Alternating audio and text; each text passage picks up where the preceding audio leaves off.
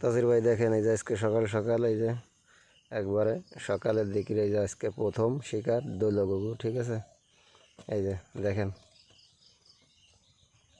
মালটা কিন্তু সেই মাল, ঠিক আছে। আজকে প্রথম শিকার করলাম সকালেই, এরপরে আবারও শিকারে যাব এখন। দেখে রাখেন এই যে